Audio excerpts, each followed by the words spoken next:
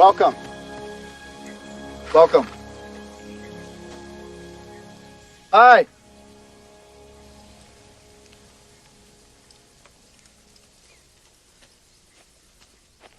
Come. Please sit down. Sit down.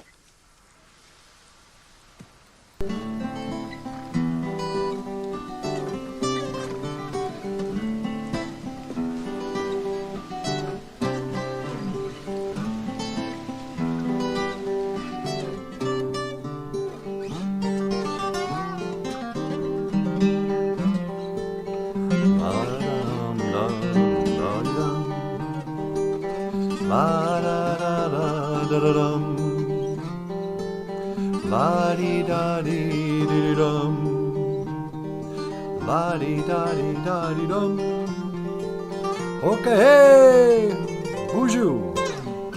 Welcome back to BOOZHOO NANABOOZHOO, a podcast about Ojibwe language and culture. I am your humble host.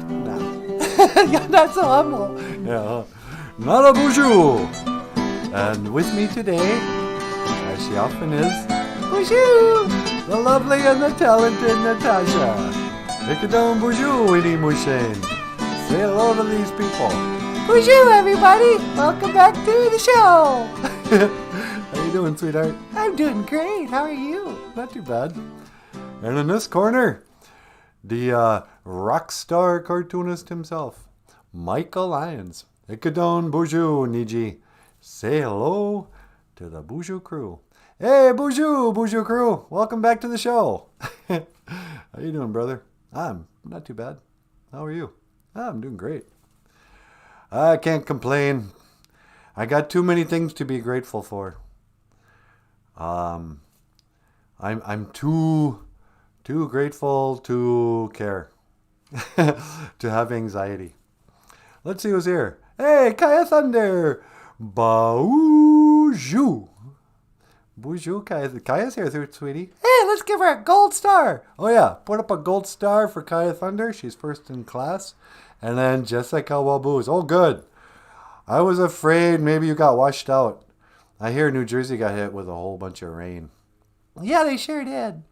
I didn't actually see the news story. I just read the headlines. But it's nice to see you, Jessica. I'm glad you're still alive. Silver star for Jessica. Yeah. That was worth surviving for. A little silver star. Hey, and Brandy Marie. BOOZHOO, Brandy. How you doing, my sister from another mister? Brandy Marie, what does she get? Well, we only have gold and silver stars. Don't have anything for her. Can you put a little smiley face at least? You gonna give her a smiley face for being in third? Yeah. I know I've been kind of harsh with my third place. But, come on. This is Brandy Marie. La la la. So Jessica says, I survived the apocalypse of New Jersey last night. I always figured it would start there. And Jessica says, not everyone was so lucky, sad. Or so lucky and in a sad face. Yeah, I'm sorry about that. I hope it was nobody you know. I guess some people actually even died. But Mino Giga Jabe from Jim Dunn. Jim Dunn's still alive. All right. Hey, Jim. How you doing, Niji? Welcome back to the show. Jessica says, right. Alive and on time. Yeah, that's because we're so late. What is it, 10 to 8 already?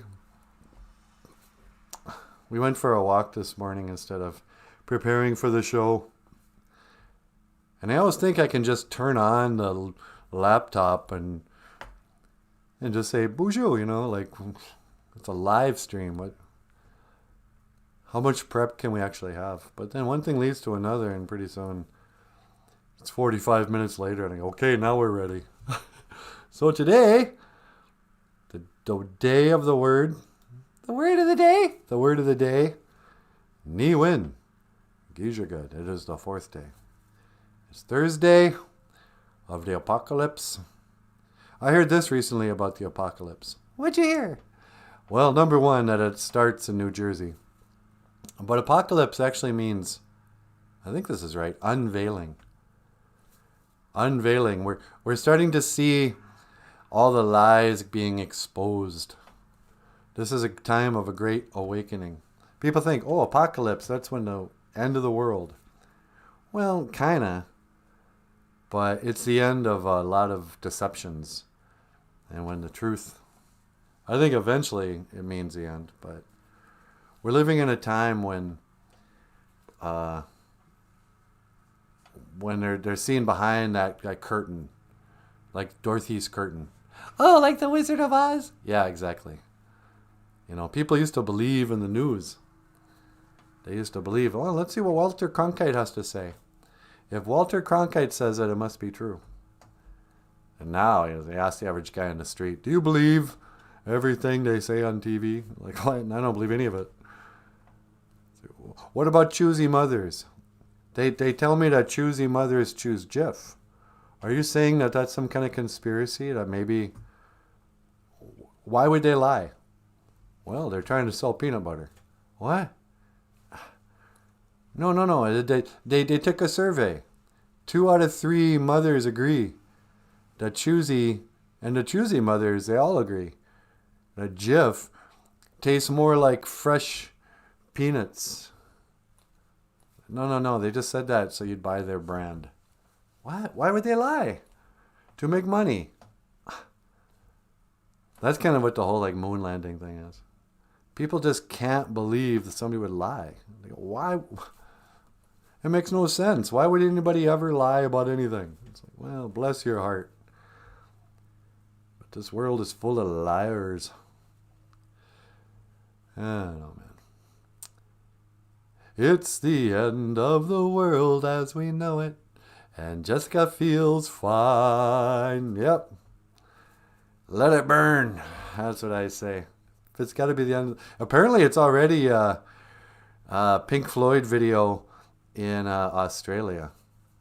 They've gone full crazy. They've gone full retard in Australia with the mask mandates, and they're vaccinating children without parents' consent. They have quarantines. You can't leave within 5 miles of your house. You're only allowed 1 hour outside a day. There's fines and imprisonment if you're caught without your mask, even alone in your own car. They're not kidding around. And like, 2 people a week die or something. You're going, what? The authorities, the government. So this is a time where the governments are like, just do what we say. And the people, I heard this said today, they go, the way a democracy works or whatever is that the people have to comply with the rulers. Not the rulers, but with their government. They say, okay, we're going to let you represent us. And you can make the laws. But all the people have to agree to go along with what they say then. And for the most part, people have been doing that for the longest time. Because they believed them. But now, finally, people are going, okay, wait a second. How many shots do I need to take? 3? And then I'm done? And I don't need the mask? Oh, no, you'll still need the mask. Oh, doesn't the vaccination work? Oh, yes, it works very well. Well, then how come both Paul Stanley and Gene Simmons have COVID? They're probably lying about that just to sell the vaccination. Oh, okay. Are you guys lying about having COVID? No, man, I got the COVID. Everybody should get a vaccination and they should wear their masks. Why? Because you don't want to spread the COVID and you don't want to get the COVID. We just want all our fans to stay safe. Yeah, but you got vaccinated and wear masks. And, you've been towing the line, lockstep, goose-stepping, whatever Dr. Fauci tells you. And both you and Gene got COVID. And you're both planning to be playing a concert in a matter of days. Yeah, man, I'm getting over the COVID. Oh, that's lucky. Yeah, just think if I didn't have the vaccination. Yeah. then you would have had this COVID for 3 days and gotten over it like every flu season. No, I want to rock and roll all night and party every day. So you got to put on a mask, people. Hey, oh, people, put on your masks. Yeah. Didn't you have an album called Unmasked? That's right, unmasked. Yeah, it's ironic. What about you, Gene? Ooh, yeah! Do you have the COVID? Ooh, yeah! Can you say anything other than ooh, yeah? Ooh, yeah! Paul Stanley, Gene Simmons, you guys.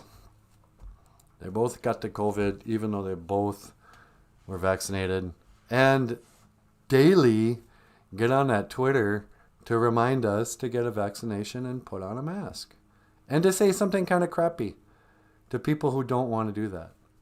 Oh, why don't you just, don't you care about other people? We all in this together.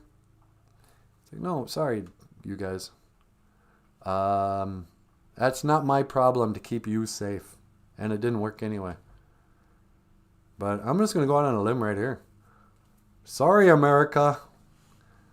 And Paul Stanley, it's actually not my problem to keep other people safe. You guys, you take care of yourselves. If you believe in a vaccination and a mask, more power to you. But don't be crying around that we all get in line with your crazy voodoo. Oh, we got to talk about that today too, huh? Yeah. All this weird medicine and ritual shame face diapering. I'm out. You know? Oh, stop the spread. Nope. It's not my problem. You stop the spread. Oh, don't. You should recycle. Global warming. Maybe, but shut up. I'm not going to do it. You do it if you want to do it. Me, I throw those cans right in with the bottles, right in with the paper, right in with the anything. It all goes in the same garbage can. You know why? Don't care. Really?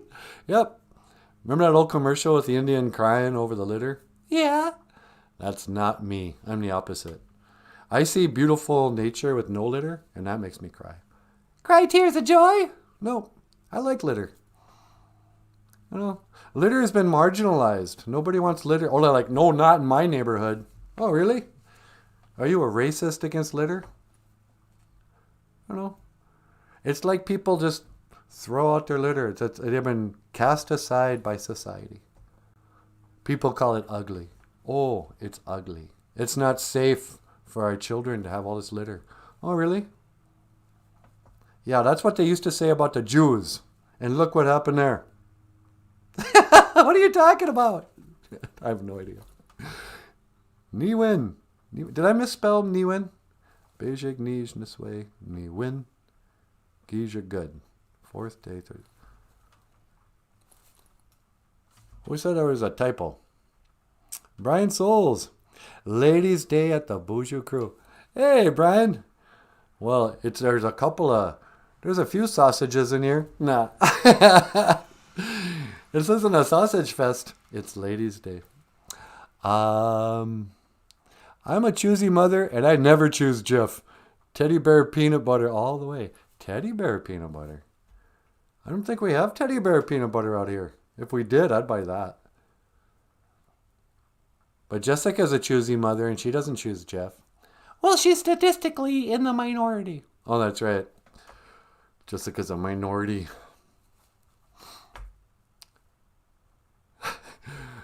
What was that song? About this water park where even the authorities are stinking minorities. What happened to my water park? South Park, where Cartman goes to a water park and he realizes there's more minorities than white people. I go, well, you know, you're the minority, dummy. Do I look like a minority? I'm telling you, I did the math. There's more minorities here than white people. It's like, well, that means you is minority. So, do I look like a minority to you? La la la. When even the authorities are freaking minorities. Bijanago. Why don't yesterday Bijanago? All my troubles seem so far away. Now I need a chance to hide away. Oh, I believe in Bijanago. That's right, baby. Do you believe in Bijanago? I do. Yesterday, Bijanago. And then you got your noon gom. Noon gom. Today. Why you gotta live in the past, man? Today. Noon gom. And then you got your wabang. Tomorrow, wabang. I love you, wabang. You're always a day away, huh, sweetie? That's right. Wabang, wabang. So why did I bring this up? Bijanago, Nungom, and wabang. Well, they say it's going to rain. It's going to rain tomorrow. You would say. So rain. Oh, I didn't bring up my little thing. Rain is give me one. Did I? No, I didn't. Give me one. It is raining. But let's say you want to say it's going to rain. You would say, we, give me one. We, give me one. But then they're like, well, yeah, sure, someday it's going to rain. No, no, no. I'm here to tell you. It's going to rain tomorrow. We, give me one. Wabang. We, give me one wabang, sweetie. It's going to rain tomorrow. Sweetie, I think it's raining right now. Doesn't look like it. Well, that looks like a cartoon, but I think in reality it's going to rain. Like today. Noon gom? Yep. Give me one noon gom. It's raining today.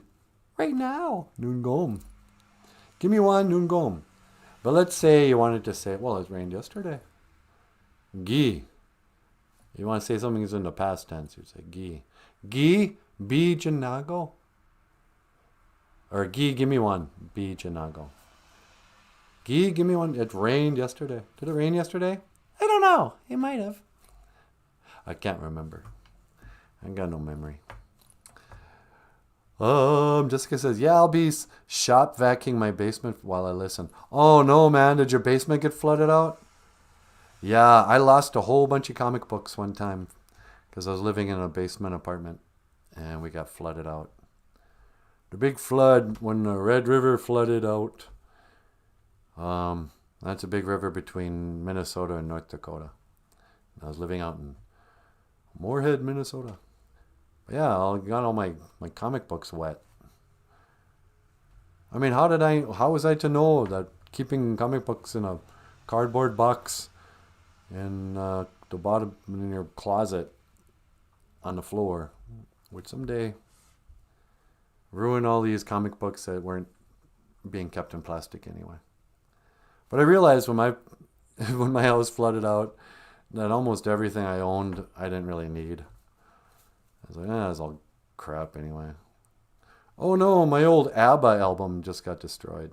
The record. I guess I can finally throw this away. You know. Oh crap.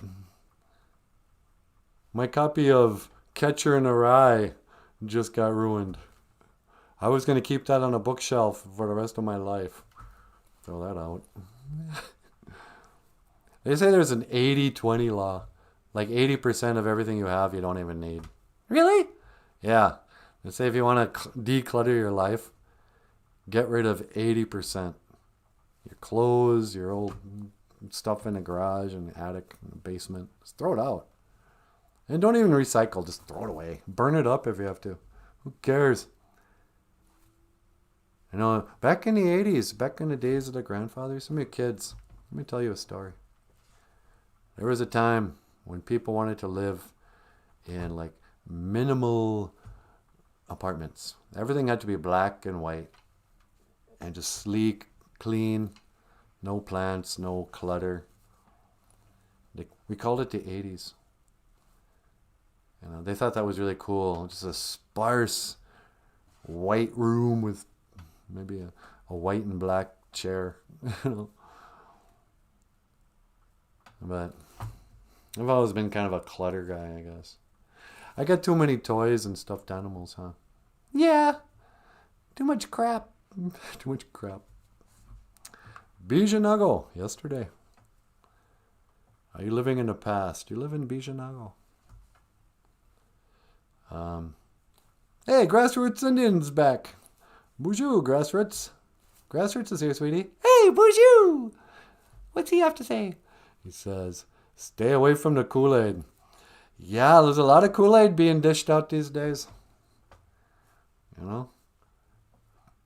The lines are being drawn. And the people who've drank the Kool-Aid, they don't think they've had any Kool-Aid. They think everyone else is just dumb. Once you drink the Kool-Aid, you forget you drank the Kool-Aid. And you just think you're a good person. And everybody else is dumb, crazy, ill-informed, selfish. That's why people... I was listening to these two guys talk today. What was the guy's name? Dave Rubin? Something like that. This guy used to be a real lefty, real liberal. And then he became real conservative. And he's even a gay guy. And they go like, what happened there? He goes, well, it's a couple of things, but mostly it was, when I was a lefty, like in the old, the founding fathers, George Washington, he was a liberal. They believed in having an open mind. Kind of, being open to new ideas, liberal. Try stuff, go crazy. But then also a lot of freedom and, just a little bit of government. But then the left turned so intolerant. They're like going to do this good thing. Oh, I'm going to get rid of racism. So they started seeing racism everywhere. But also, the left turned into this thing where all the causes were moral. It turned into, well, you're either with us or you're immoral. It's like you either care about the environment because the environment's Mother Earth. Why don't you pick up your litter? You're going to make the Indian cry.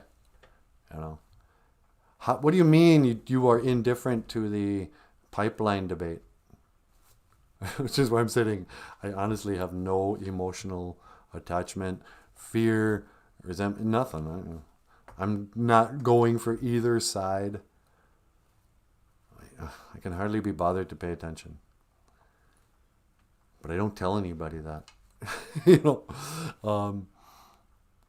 But the left-right paradigm thing, the divide and conquer thing we're all going through, the left, it didn't become, oh, we disagree. It became, if you don't agree with me, you're a bad person. It's like, what do you mean women don't have a right to choose? You're part of the patriarchy. You don't care about women who've been raped by their grandpa. It's like, what? It's kind of extreme. And people on the right are like really nice. They welcome people who come over. They go, yeah, you know what? I guess I'm not going to vote for that old Hillary Clinton. I think she's a witch. Yeah, come on over. We're having a Trump rally. Would you like some burgers? Yeah, it's made with real meat. We don't even care about GMO stuff or whatever. And but my when I was a lefty, when I was a hippie, I couldn't respect other opinions because I thought I was just had the moral high ground. Or also, if you're not on board, then you're either with us or against us. It's like, people don't even care about the pipelines. This is our sacred Mother Earth and our wild rice beds. If something goes wrong, our whole way of life will be wiped out and the sovereignty of a nation, blah, blah, blah. And I'm sitting there, nodding my head. Yeah, well, it sucks. And if the worst happened, and I'm just admitting this to you guys, don't tell the other Indians this. Worst happens, oh yeah, that old pipeline broke. And we had the Gulf War, DP oil all over again, right here in Minnesota. And all the rice beds were destroyed. And my uncle and auntie next year couldn't even go ricing. They'd be like, nope, not this year. You want rice? Go eat some white rice. I'd be like, yeah, okay. I'll have some white rice then. Thank you. Go through the buffet. Yeah, it's a shame about the no more wild rice, huh? Oh, well. What is this, Uncle Ben's? Yeah, that's good.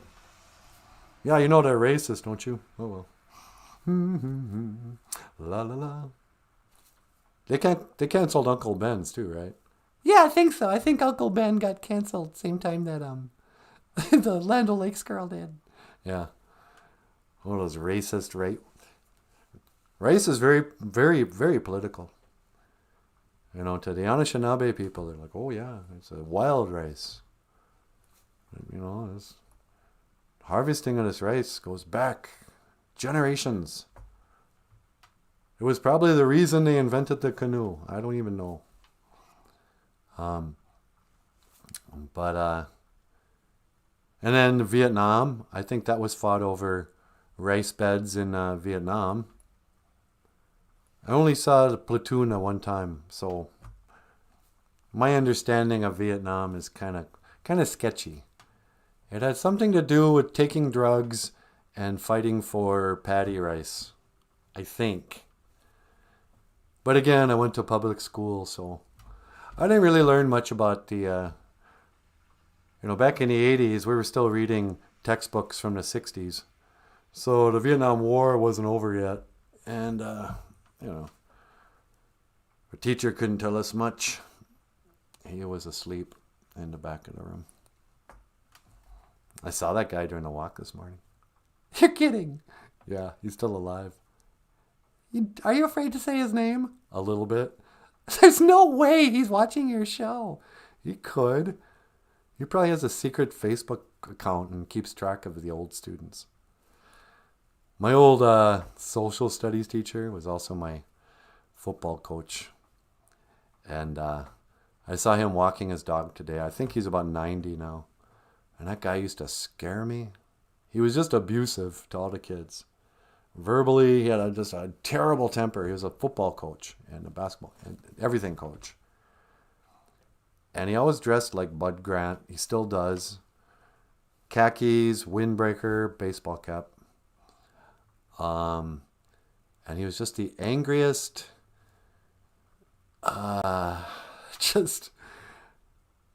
He was physically abusive too. He would smack kids around.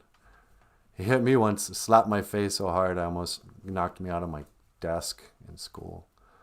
In the old days, teachers could just slap you around and you wouldn't do anything about it. Get sent to the principal and he'd be like, why did he have to hit you? What did you do to make your teacher fly off the handle? You do that again and I'm going to hit you. You see that? That's called a paddle. I got it hanging on the wall. I have the legal right to bend you over my lap, take a wooden paddle, and spank your butt if I feel like that will help the discipline of this institution. School. Where's your mask? What, do you want to get paddled? Oh, I'm so glad I'm not a student or a teacher anymore. School's starting up again. Yeah. Oh, so anyway, so I saw Mr. I'm just going to say his name, Even Mo. And, it's been 35 years and I'm still a little scared of him. I'm afraid he's going to yell at me and make me go do laps around around a football field. Give me 10. I'll be in the middle of the road there doing push-ups because I'm so afraid of my coach. Well, listen, Mr. Mo, I'm not in your stupid class anymore. And by the way, you were the worst teacher I ever had. Lazy and easy to anger, and you did nothing but hand out worksheets. And sleep in class, by the way. Hey, did you notice how nobody had a retirement party for you? And none of your former students came by to say, congratulations? Because nobody liked you. Sorry. You shouldn't have been so crabby and violent. But he sure was a good coach. Was he? No. Ruined sports for me. I used to love playing sports, and then I joined the teams in high school, and now it turned into the Army, and he was like a drill instructor. I know some of you older guys know what I'm talking about. The way coaches would treat you, and like in football back in the day. Kaya says, grassroots left my ass off. I quit that stuff. It's bad for you. Wait, what's grassroots talking about? We drink poison sumac on my res. Oh, really? Poison sumac. Why? Is that some kind of, can you make wine out of sumac? I guess I've heard about sumac wine. I used to know a family that had a vineyard, a wine place here in LaPorte, just 25 miles south of here. And they would make wine and sell it all over the place. It was a full-on, like, winery. Forest Edge Winery, they called it. And they would sell stuff like dandelion wine, blueberry wine, rhubarb wine. You know. I never heard of poison sumac wine. But, well, you know, who knows? Hey, Daniel, you've got time. He's late today. Yeah. Yeah, we came on almost an hour late today. I'm on Indian time once again. I could not be bothered.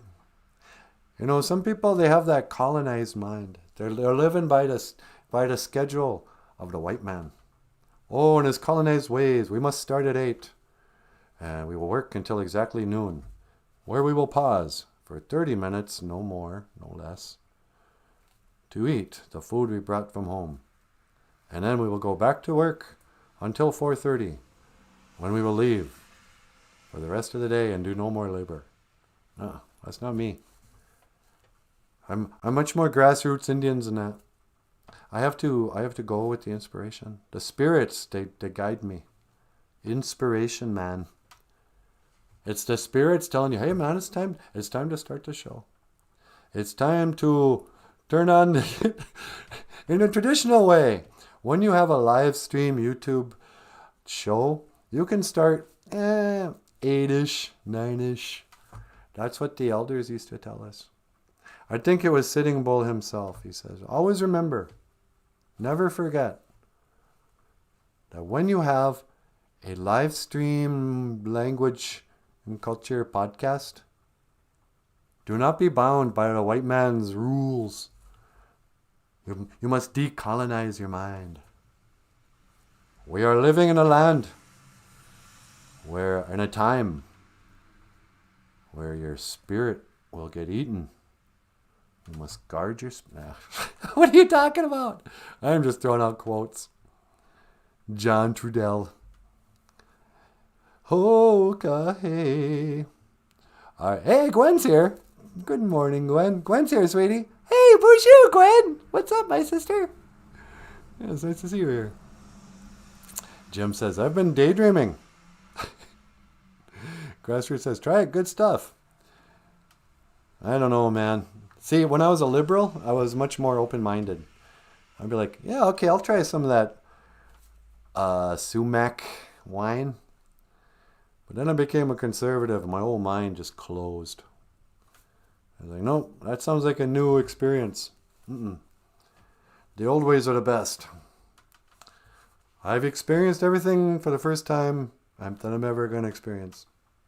Hey, let's go try this new thing. Nah. I'm a conservative now.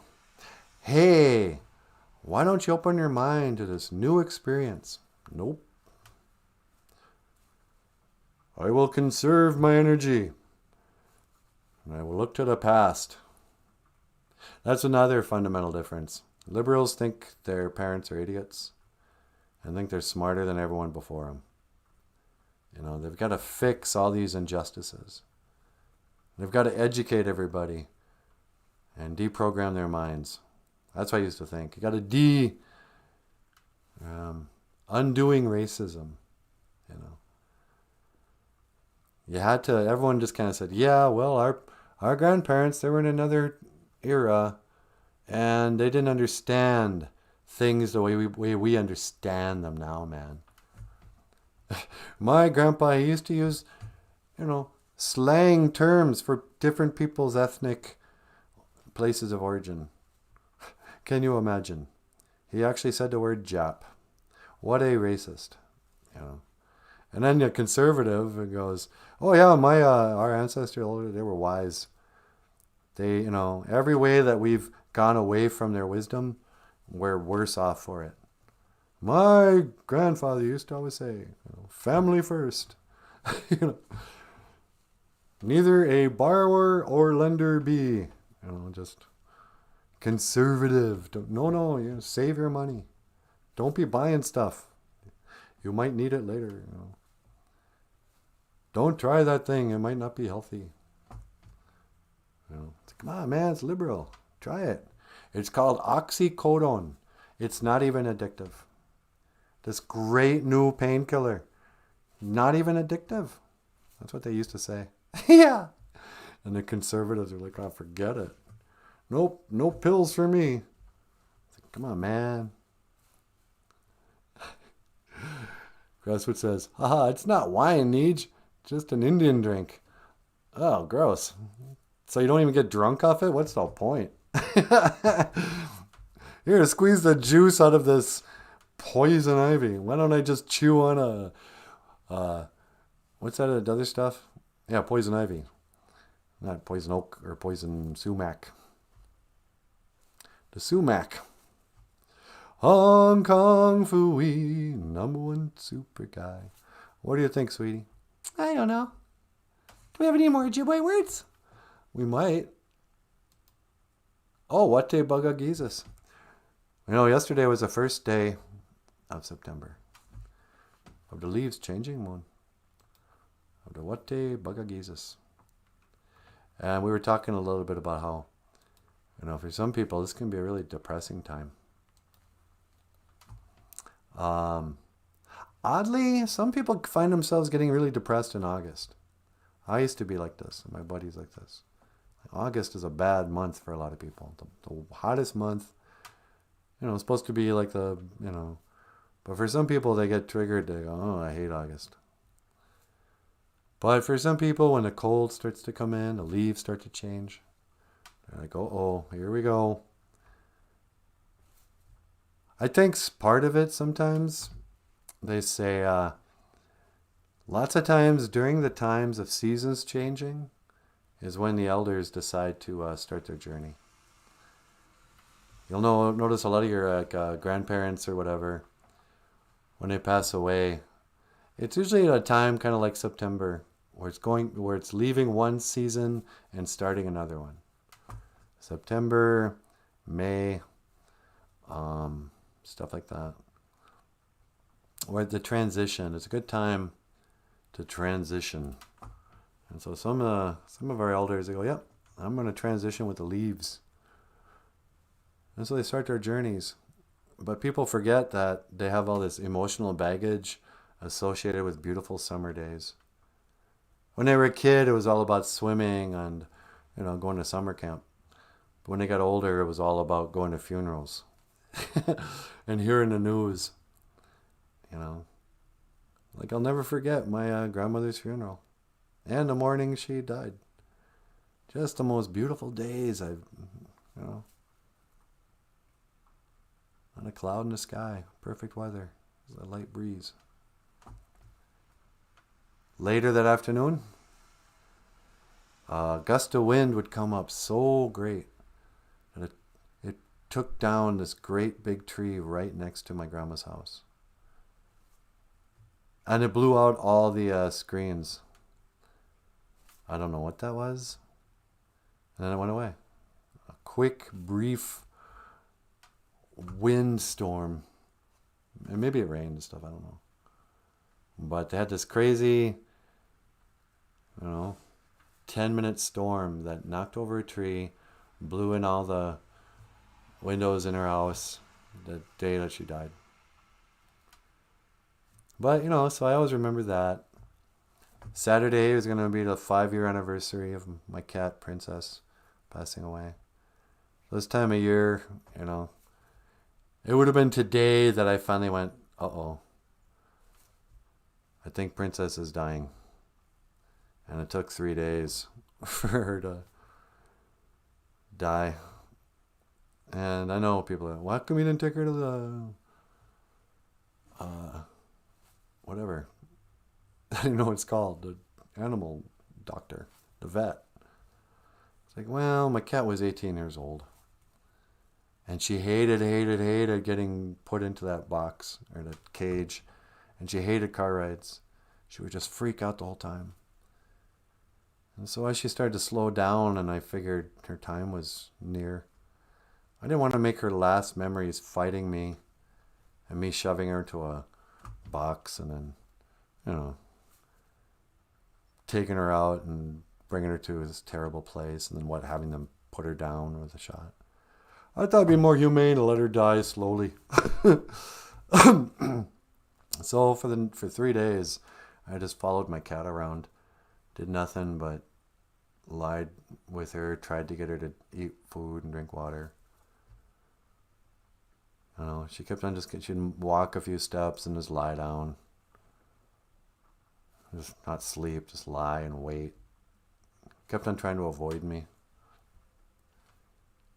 I'm not going to start telling princess stories this morning because I know I'll cry. What? You're making me tear up. Well, don't you start. Saturday, we're going to talk about losing a pet, death. But, you know, and I'll share my story just because I know everybody has their own version of this. If you ever had a dog or a cat or a pet or something, or a loved one who's died, everyone's got a story of what it was like near the end. And it was just so pitiful and heartbreaking. And then when she finally died, it's like, oh, the avalanche of grief. But let's save that for Saturday. Okay. What day bugga Jesus? Leaves changing color moon. Leaves change color. Trees, they change color. Just to remind you of how beautiful letting go can be. What a bugga Jesus. Hey, RJ. RJ says, any advice for someone trying to bring Ojibwe culture into their life? Just discovered I might be half native. Look white, so I feel like I don't belong. We got another invisible Indian. Invisible Indian? What do you mean? Remember the prophecy? Oh, yeah. All right, RJ, here's some advice. Because you asked. Number one, you're supposed to give me tobacco when you ask for advice, but okay. I'll let it pass this time. So you found out you're a Shanab. You're not the first one to come to a point in their family history where they go, wait a second, what? What do you mean what do you mean grandma, looks twice was an Ojibwe? She always said she was Italian. Sometimes people find out that, they have Indian ancestry. There's a couple of reasons why the historical records are so sketchy. Number one, we didn't have a written language. So we didn't have like a formal list of the families who made up the Leech Lake, or not even Leech Lake, but the, North American Ojibwe tribe, Algonquin speaking indigenous people, Indians. So the actual official list is kind of like a list that another country would take of the occupying country, the natives of the country they just took.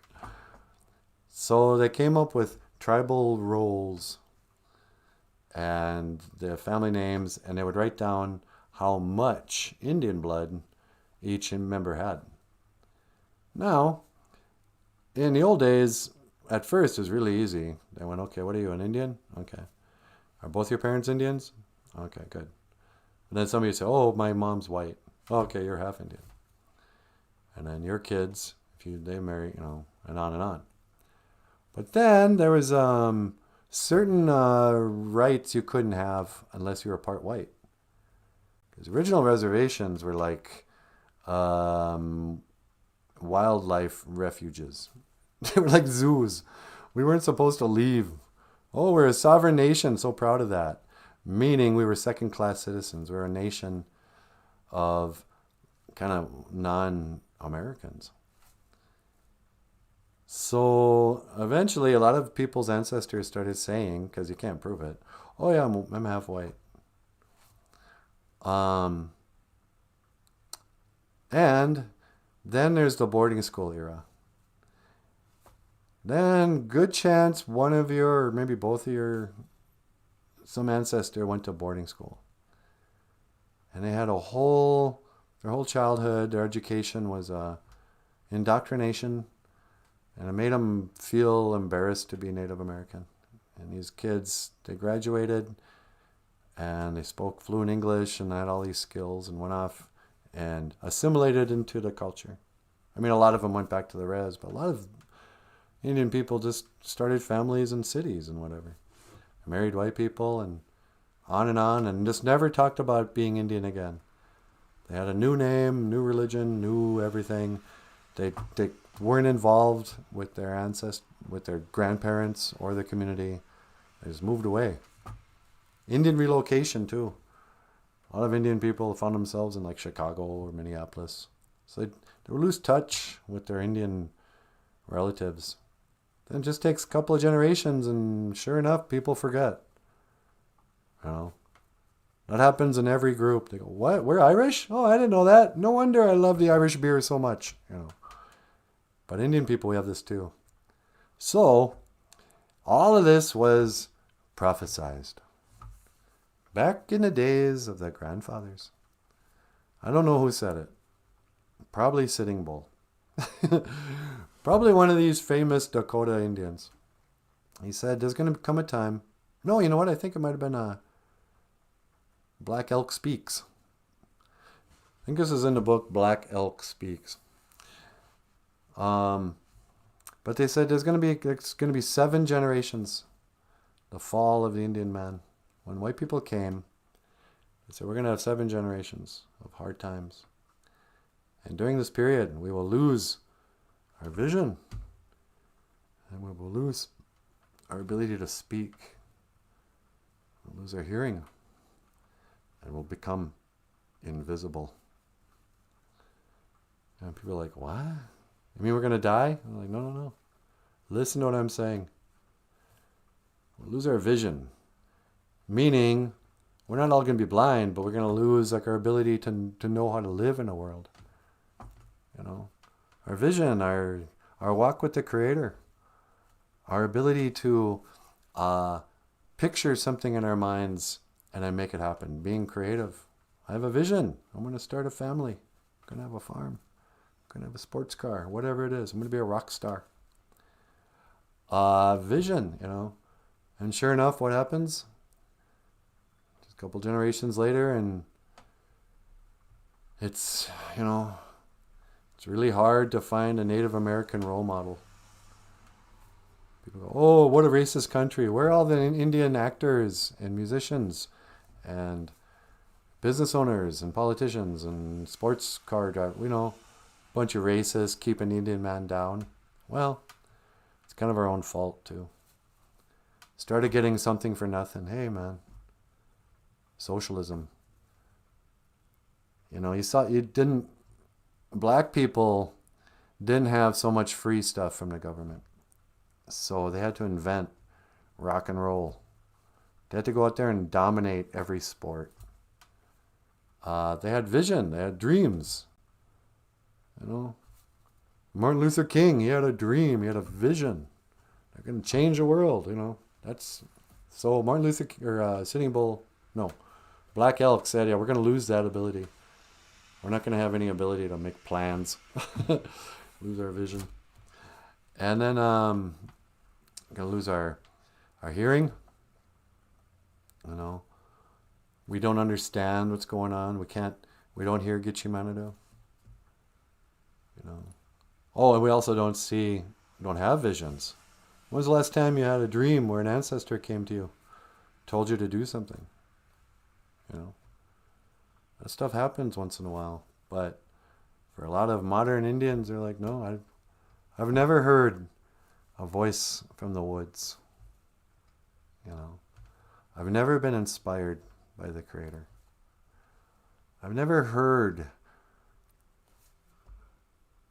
you know, Gitche Manadu tell me anything. You know, we lost our hearing. But then we're going to lose our speech. Well, that goes to the language. I'm telling you all this in English because we lost our speech. We can't speak our language. We got to speak English. So we lost our vision and our hearing and our speech. But then we get down to you here, RJ. They say we'll become invisible. Well, how many Indian people do we all know that have red braids? There'll be a lot of mixed-blooded Indians that are just... People will say stuff like, oh, you don't look Indian. Yeah, thanks a lot. You don't look rude. And yet here we are. People like to think of Indians as looking one way. We all got to look like Adam Beach. I was like, no. Even Italians don't get this. I mean, Italians are stereotyped just as bad as Native Americans. But if a blonde guy comes up to you and says, yeah, I'm Italian, you go, oh, okay, cool. Nobody says, oh, really? How much? How much Italian are you anyway? You don't look Italian. You don't look like Michael Corleone. Really? But you have blonde hair. What happened? You must be part Italian, you know. But Indian people, once, you know, we'll do it to ourselves too. We'll say, oh, you know,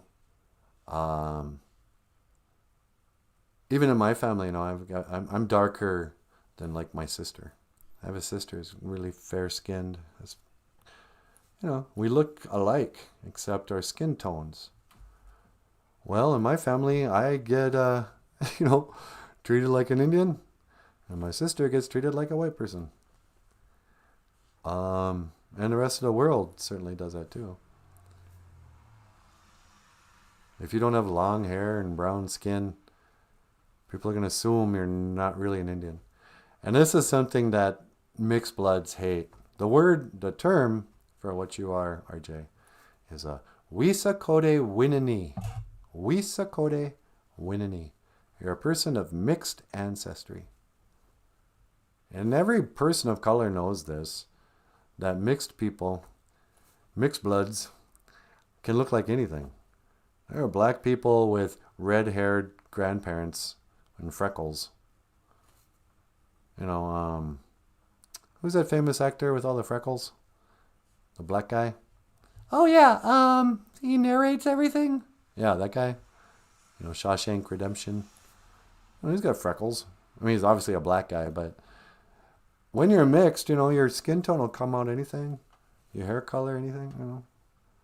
But people are like, oh, I'm a pureblood. I'm an FBI. I'm a full-blooded Indian. Yeah, good for you. You didn't do anything to achieve that, so quit taking pride in your purity, you racist. Me, I'm a mutt. Mutts are better looking, even in the dog kingdom. They're smarter.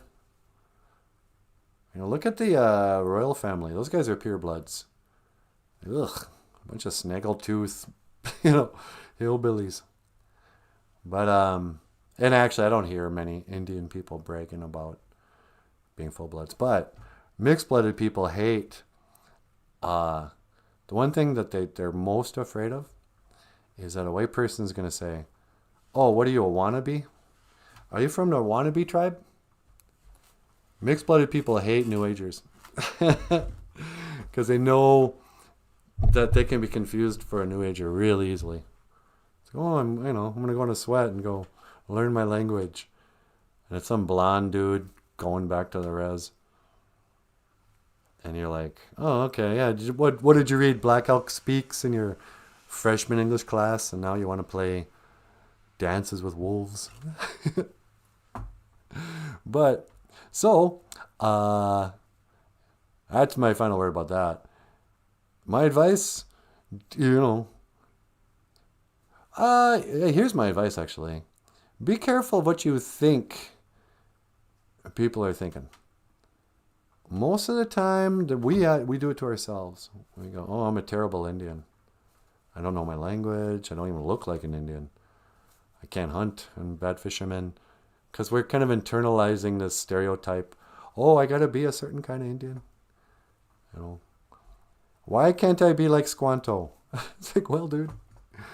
And also remember that real Indians, we also know that you can tell the difference between a new age college kid who wants to look cool and go to the powwow and a real person of mixed ancestry whose ancestors are encouraging him to go reclaim his culture, So it's awesome. I mean, there's nothing wrong with discovering your Indian side. And I say go forth boldly. You want to start going by your Indian name? Tell all your white people, hey, from now on, I want you to call me Dances with Wolves. That's my Indian name. It's like, what? Yeah. You can take your John Dunbar and,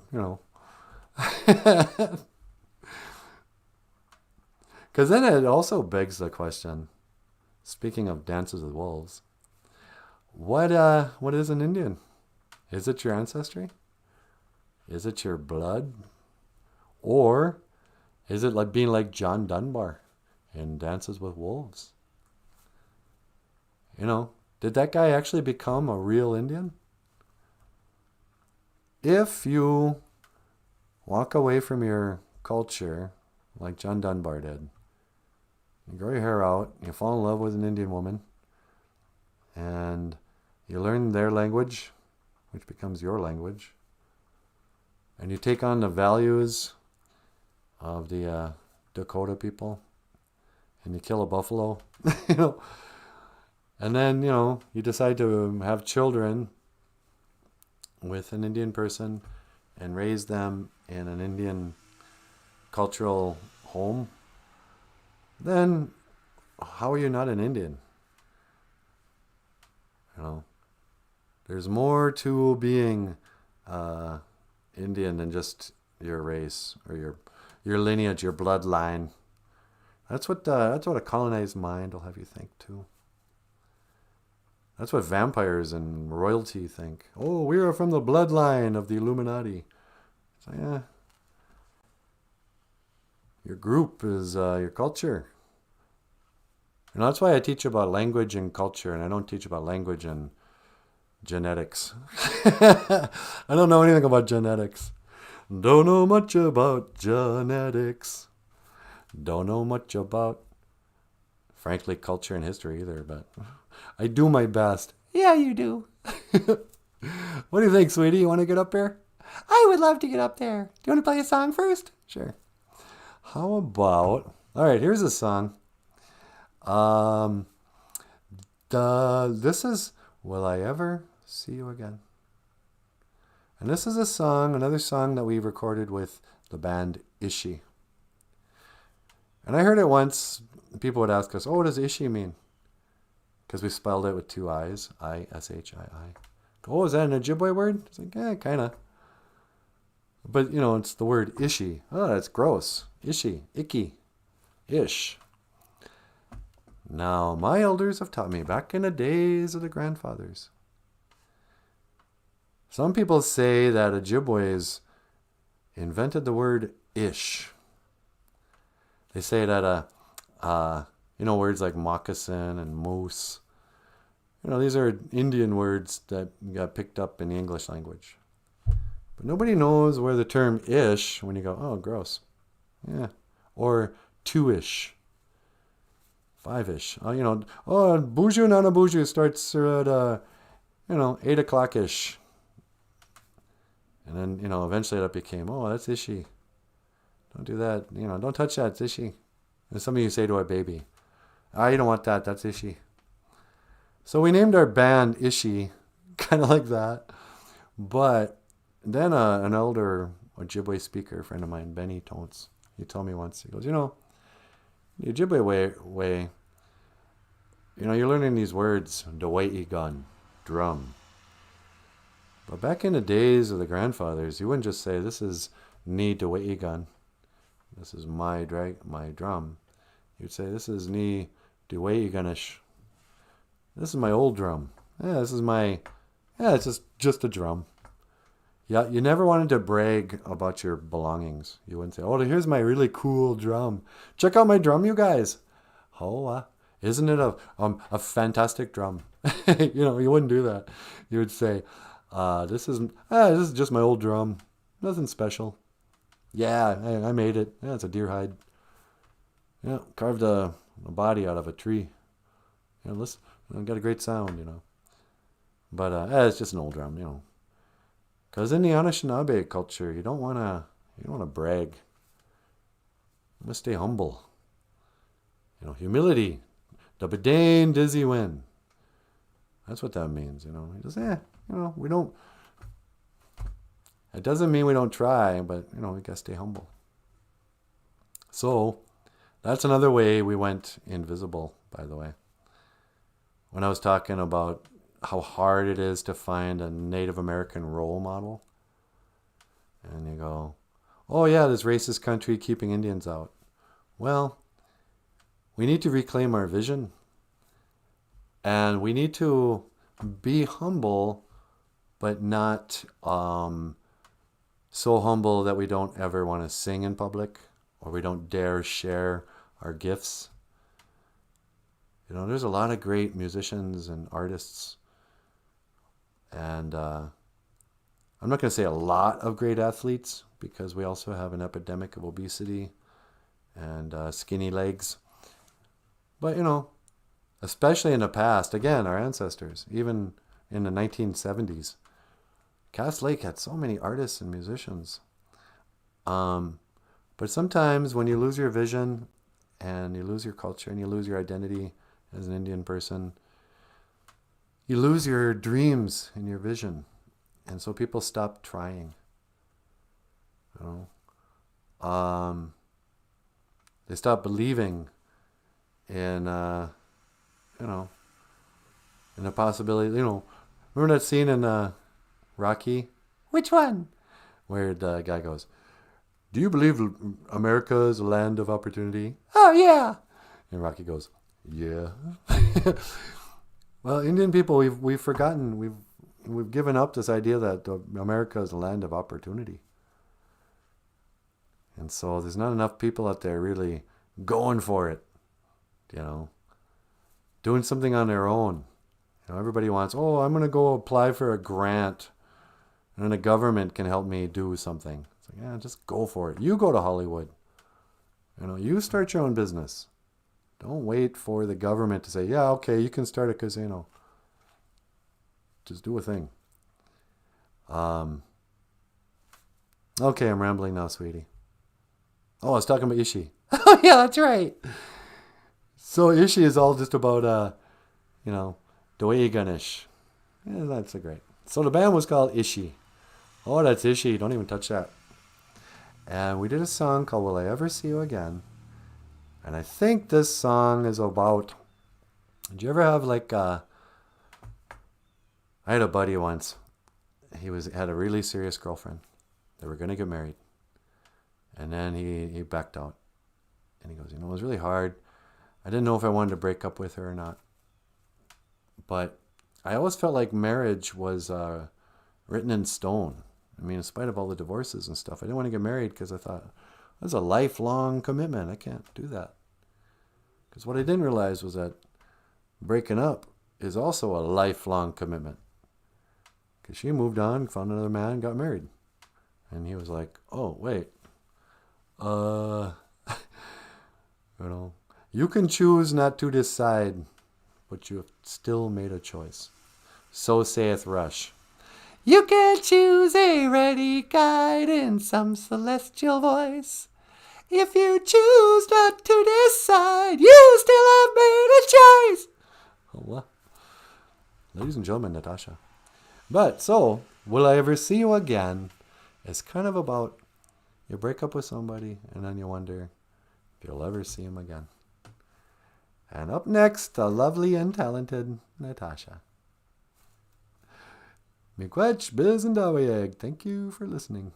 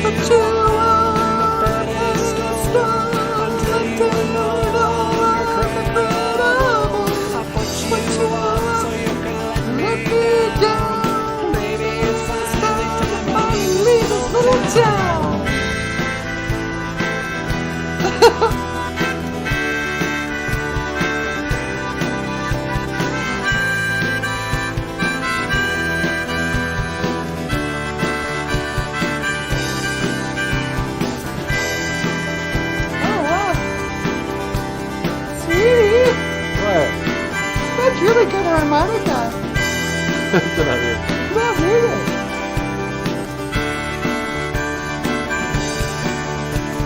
Does she really like North Dakota? Would she rather live here in Minnesota? Minnesota. The days are short and the Nights are colder. She doesn't know because I never told her that I'm never coming back here again. This is it, man. This is the end. Tomorrow I'll say we can still be friends. I'm never coming back here again. I'm never coming back here again. This is it now. This is the end. Tomorrow I'll say we can still be friends. I'm never coming back here again.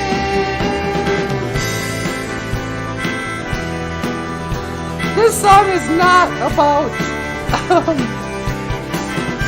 this isn't Will I Ever See You Again. Yeah, this is a different song. This is about breaking up and knowing and having no doubts about it. Never coming back here again. Oh, la la la, la la la la la la.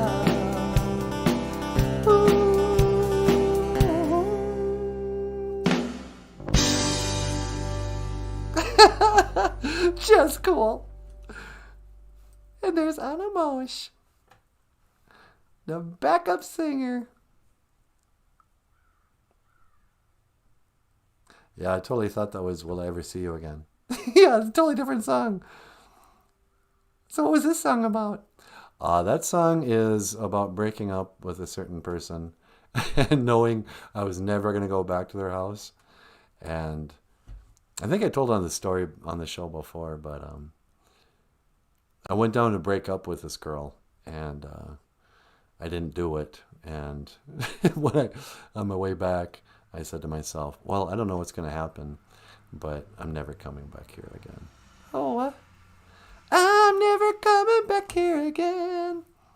Yeah, there's two types of breakups.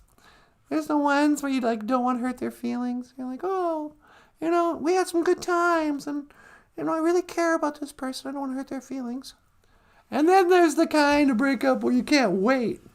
You're like, all right, oh no, I didn't. You're my only boyfriend. What about you, Michael? Did you ever have a breakup that you really wanted to just dump her hard? I had one. I mishandled it really badly. What happened? Well, I was dating this girl sort of casually. Yeah. And the stupid thing is I told her, let's just be casual. I don't want you to feel like if you go on a date or something, you can't tell me, She lived in another town, and we were just, friends with benefits or whatever. Yeah. And so we dated a couple times, spent some weekends together. Mm-hmm. And then one day we were planning a trip together, and I called her on the phone, and she told me she went to the powwow and that she had met a guy. Yeah. And then during the dinner break, they went back to her hotel and took a shower together. Okay. And I wasn't happy about that, but then I said, well, I told her. Mm-hmm. And then she said later on that same day she met a second guy. What? Yep. And I just went, oh, that's right. I cannot handle these open relationships. What am I out of my mind? Really? But you told her you didn't want her, you guys weren't exclusive. Yeah, I know. But still. So I remember I got off the phone, not acting like I was upset, but then I called her back and said, look, don't come. I'm clearly not cool with this at all. And she got upset. She started crying, and she was like, but you said that, we could date other people. And I said, yeah, I know, but I think we handled this badly, but the damage is done. Oh, the damage is done. Yeah. Did you ever see her again? Yeah, I'd see her occasionally, but we never dated again. Oh, yep. Well, that's what you get. You play with fire, you're going to get burned. I'm never coming back here again. This is it now. This is the end. And then you always say, well, we can still be friends. Yeah, that's likely to happen. I'm in love with you, and I want to be married to you, and I don't want anyone else to have you. And you want to date other people, but still be friends. So, yeah, I don't see why that would be a problem. Me dying inside. Are you saying if we break up, we can't stay friends? Never. If we break up, I'm going to shoot you in the head. Oh, okay. You think I'm kidding, but I do have a gun. No, you don't. Okay. But I would go buy one. I'd buy a little dainty pink handgun, and I'd shoot your brains out. Yikes. I'm never coming back here again. But yeah, then there's the other kind of breakup. So the ones you don't want to hurt their feelings, and then the kinds you can't wait, like Michael. And you go, I got to get out of this. I cannot wait. I got to officially be done with this person. And the beauty of breaking up, I think this is still the case. I don't know, people are so weird now with relationships. There's probably a whole internet protocol that I'm not familiar with. Like, do you have to send an email after you break up with somebody? Oh, this is just to confirm where you're done. But, like, sometimes, you know, you just want to break up because you want to be official. Today's the day I wrote my diary. Well, today I broke up with so-and-so. And from now on, you know, this day will mark the day. Like you always have the day you started dating. Well, then it's like a death date. It's your birth date of the relationship and then the death date. What day did the relationship finally die on the table? Oh, that was August. That's why you're so depressed every August. You know. But I heard it was said once. I think it was Plato or Socrates. I think they said, breaking up is hard to do. Nah. Well, what do you think, sweetheart? You think it's time to mahjong? I think it might be. All right. Okay. La la la. Well, BOOZHOO crew, it is so great to see you all here today. I want to thank you all for tuning in to BOOZHOO NANABOOZHOO. To BOOZHOO. How come that thing's not working? Oh, because it's just the image. Thank you for watching. Miigwech gana wabi egg. BOOZHOO NANABOOZHOO. The podcast about Ojibwe language and culture. I am Natasha. This is NANABOOZHOO. Okay, BOOZHOO. This is Michael Lyons. Hey, thanks so much for watching. We'll see you tomorrow. And I am Natasha. And I will see you again. Kiko up a min. Minawa. Sweetie, are we quitting early? I don't think so. Has that been an hour already? Yeah, it's hour 17. We didn't take any calls. And I didn't teleport outside. I could teleport you outside right now. Would you mind? Sure. See you later. One to teleport.